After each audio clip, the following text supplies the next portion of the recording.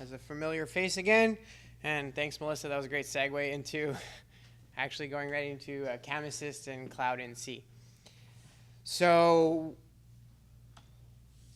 there are three, just a little bit of background on CAM Assist. I don't know how many people have seen YouTube videos or a demo from us or a webinar. Can I just see like a show of hands? Are people familiar with CAM Assist with Cloud NC? Anybody in the room here? Or is it kind of, okay, a few? Okay, so it kind of allows me to tailor my presentation here to that. So there's three main things, and I'm going to jump right into Mastercam here in a minute and show this. But Cloud NC is the parent company, or the company, and then CAM Assist is the product, okay? So people sometimes get those a little confused. I hear, people say, oh yeah, I know what Cloud NC is, but I'm not sure what CAM Assist is. So same thing, it's just the product and the company, right? Cloud NC, the company, and CAM Assist, the product. So I'm going to jump into Mastercam here. And let me pull up my file here.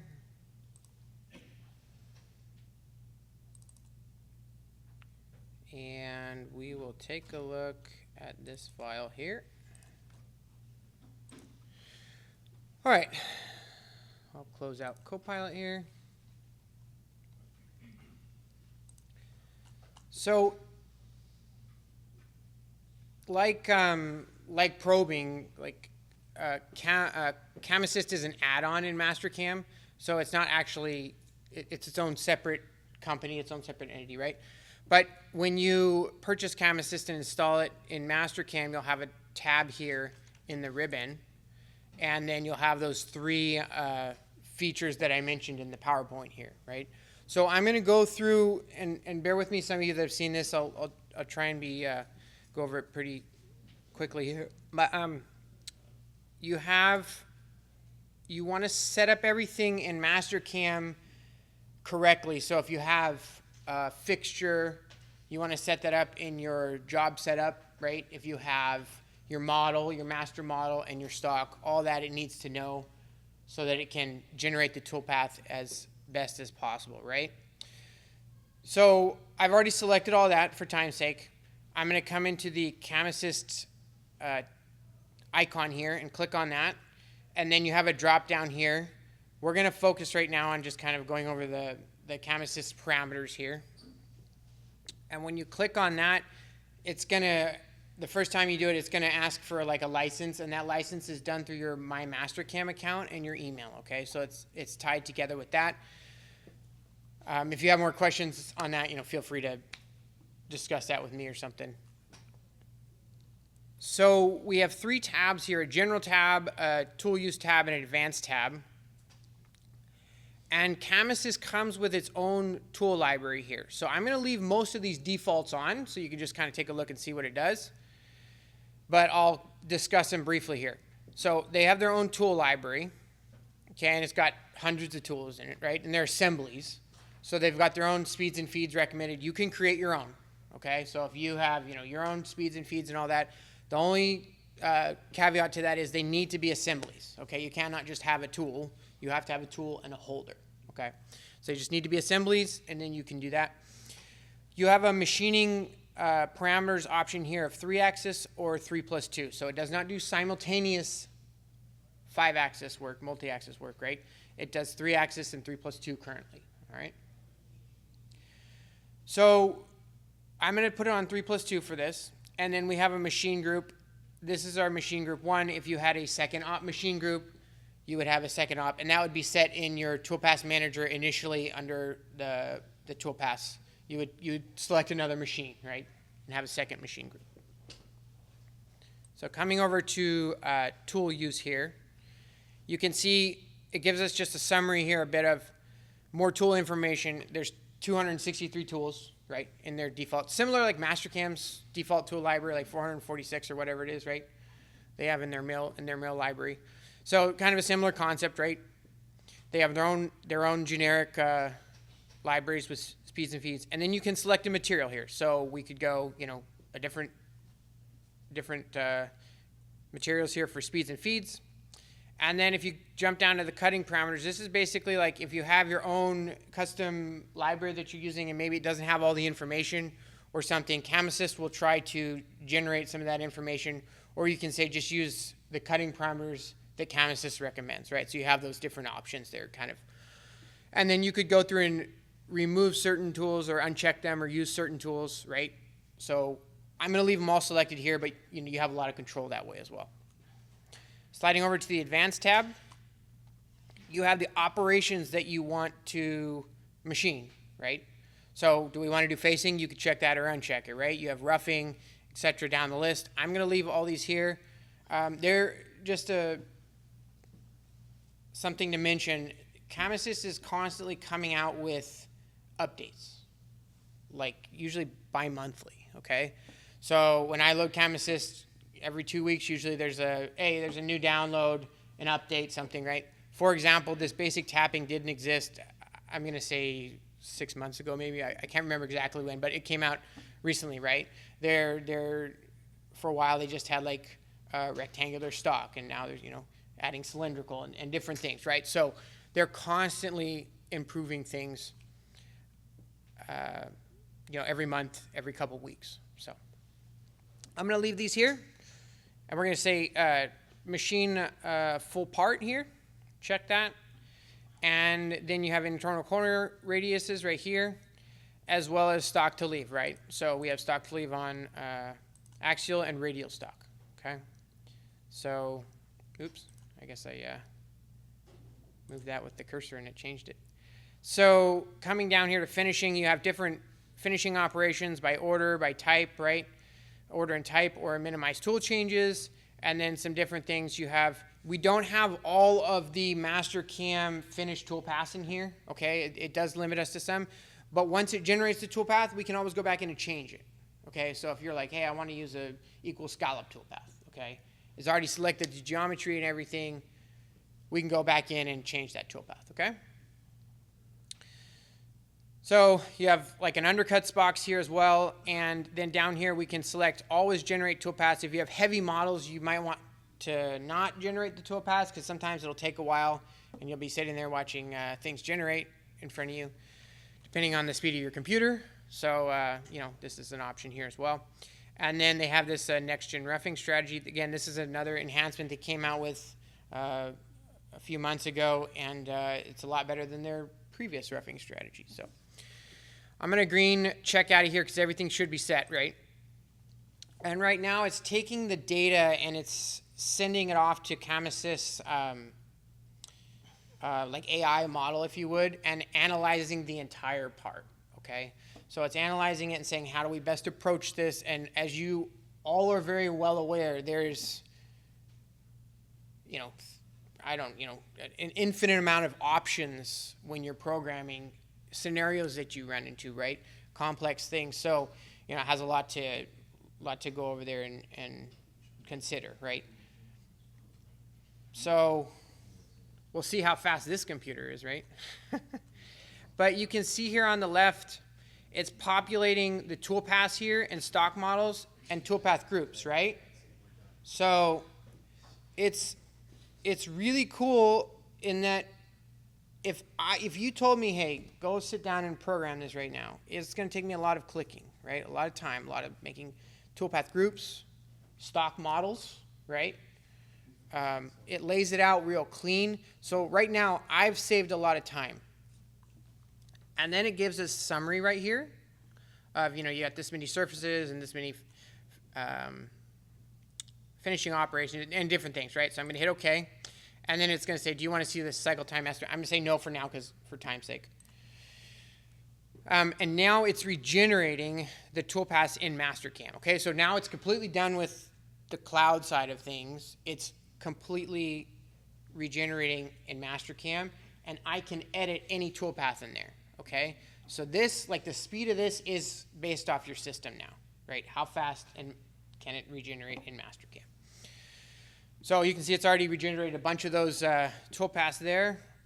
And again, I don't know how fast you are with programming or clicking, but I can't get anywhere close to this fast with creating toolpath groups and all those great toolpaths, right? So think of CAM Assist as an assistant, as a technician, right, that's going to help you program and do a lot of, we call it like around CAD-CAM, the heavy lifting, right?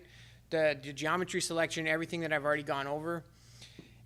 And sometimes we've had customers approach us with, hey, we want this to do like multi-axis work.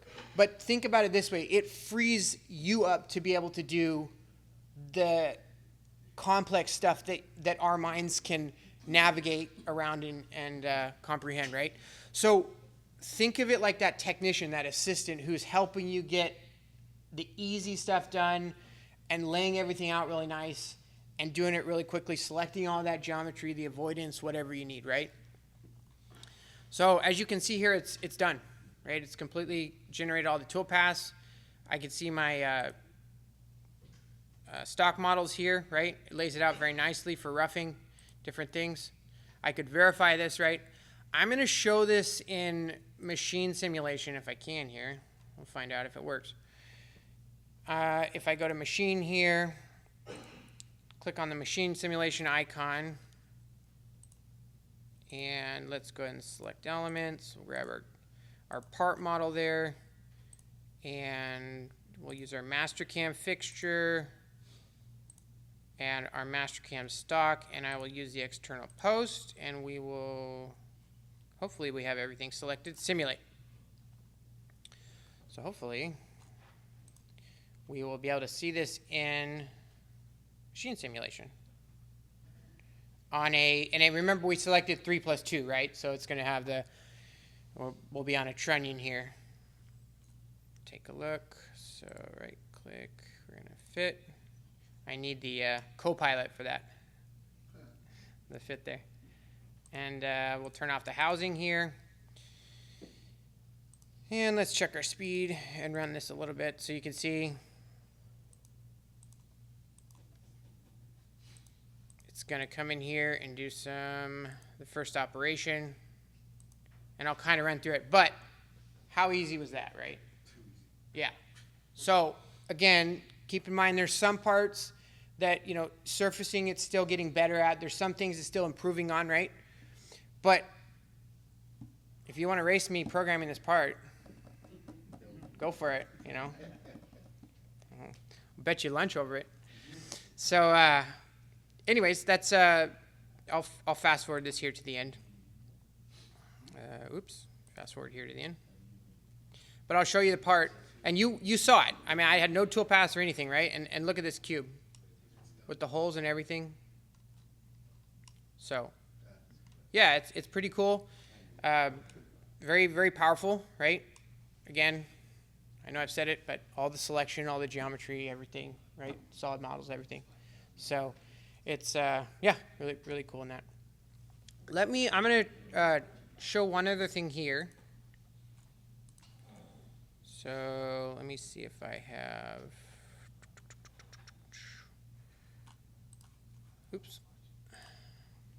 So in CAM Assist, they also have like a soft jaw designer here, and I'm going to try and show this here. See if I get my part.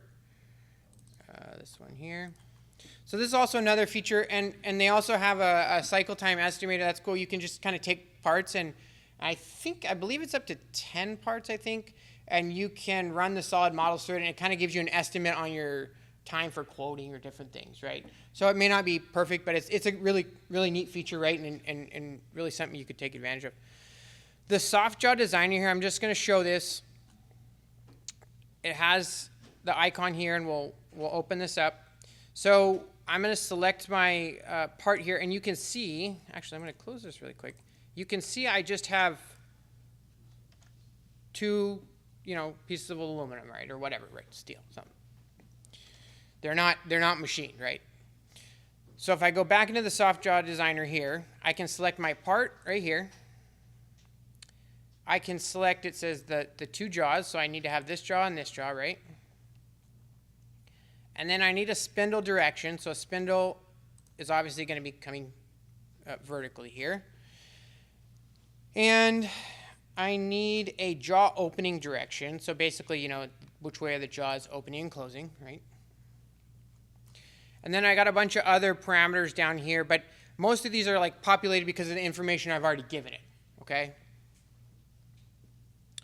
So if I come down to, you have this checkbox down here, the multi-level. So if you want it to be a flat Z depth, you can just have it be a flat Z depth. In this case, you'll see hopefully here, it's actually a multi-level Z depth, right? So we'll see that in a minute, but I'll leave that checked, right? Multi-level Z depth, and because, okay. So then we'll come down to corner reliefs, right? So in this case, it's defaulting to an 1/8 inch, right? Maybe I'll go like 187.5, right? Oops. I always forget that when I'm in the field, it changes it. And then let's green check. We'll see if I forgot anything, right? But we'll give that a minute to generate, see if it can do it. When you're doing it live, maybe. You never know if you forget something. Find out. But so now it's complete, right? So I'm going to click on the jaw here, click on the jaw here, hit Alt-E to hide everything, and you can see there's our multi-levels in Z, right? We have multiple Z depths. So I think that's cool, right? You know, how many times you have to sit there and draw stuff or curves on edges and then offset it because you need, and then you got to enlarge the relief drill size or whatever, right? For the edges. So anyway, just some really neat things that they're coming out with. And if you guys and folks have any questions, feel free to come up to me or any of our team and ask about this, or any questions I can. Any questions right now that I can cover? Yeah. For example, the other part. Yeah. Will it ask you if you want to use a reamer or bore it with a boring bar before you hit, like the back? Yeah. Right now it doesn't. It doesn't ask you if you want to use a reamer, but you can go in and change the tool. But no, it doesn't. It doesn't ask you right now. You don't know what the system is going to choose, reamer or just a drill or. Right. Correct. I believe it's not. It doesn't know yet. That's correct. Yeah. Yeah. Most likely it'll pick a drill. Yeah. And you're going to have all of the information picked, the top of the hole, bottom of the hole, all of that's going to be set. All you need to do is go back in and pick a, if you're going to bore it, if you're going to ream it, pick a reamer, change your cut parameter. That's it. Those are the only two. Right? So, like Josh said, it's an assistant. Yeah. So you're just going back and double checking its work. You go, hey, you know what? You did 80% of this work for me. Let me clean up a little bit of it, and we got a good part. Let's move on. Right. Yeah, and to Rob's point, I was just speaking with Soon here in the back, and he was telling me that he uses it just like that, to select everything, and then he might go back and change some things, the tool, reamer, something different, right? And he's like, he loves it. It was just, and I hadn't even, we hadn't even discussed that I'm doing this. He had just had a question. He's like, oh, do you know about CAM Assist? I'm like, yeah. And then we were talking about it. He was telling me. So, that was not pre-staged, believe it or not. I told him he could do the demo, but he turned me down. What's the price tag? It starts at $5 for a year, and then there's a multi-seat option as well as there is a Gov Cloud option. So if you need like secure Gov Cloud, then there's additional tier pricing for that. Yeah, yeah, and then that's also, I believe it's multiple seats. You get But all three? yes, correct. Yeah. The security side is the ITAR Yes, but the Gov Cloud works with that. Yeah. to cover that. Yep. That's usually the biggest deal. Yep. Yeah. Because it wouldn't be allowed in a lot of security aerospace companies. Yep. Yep. Yep. Absolutely. Yeah.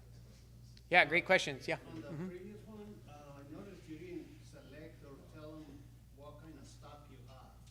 Do you have to tell them what kind of stock you have at least? Yeah. So that's all done in the job setup. So when you select, you're still gonna have to go into Mastercam and select your machine, like select your mill machine, and then you're gonna need to set your stock.